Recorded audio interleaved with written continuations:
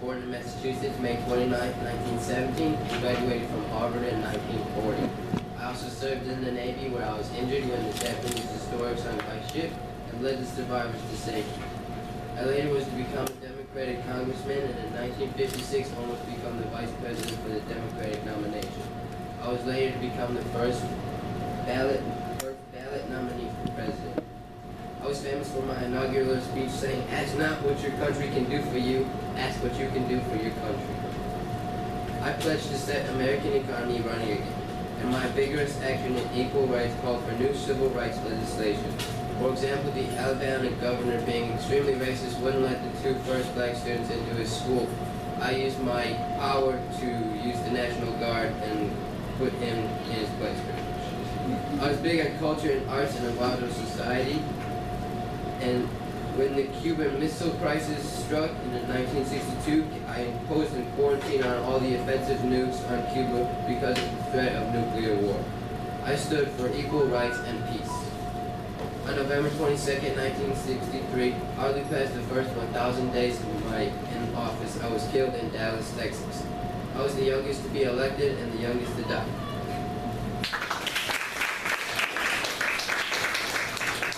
Anthony O'Connor. Hi, I'm Sandy O'Connor. I was the first woman judge to be on the Supreme Court. In 1952, I graduated at the top of my class in Stanford University. Many law firms in California did not accept any women, so I wrote a letter to a lawyer and he let me work there for free.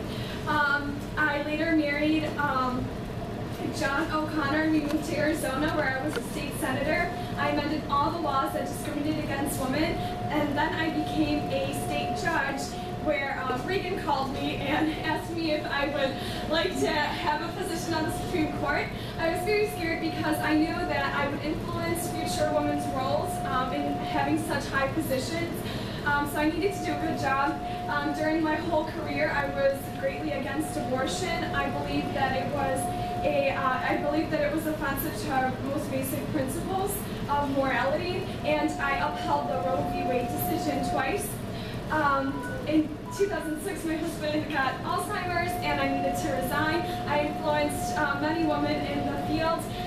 3 out of the 9 Supreme Court judges are now women, who are Sota Sotomayor, Elena Kager, and Ruth Ginsburg. And our last one, I didn't skip anybody besides, I know we got one more, but there's nobody else I haven't called in yet, right? Okay, Steve Jobs.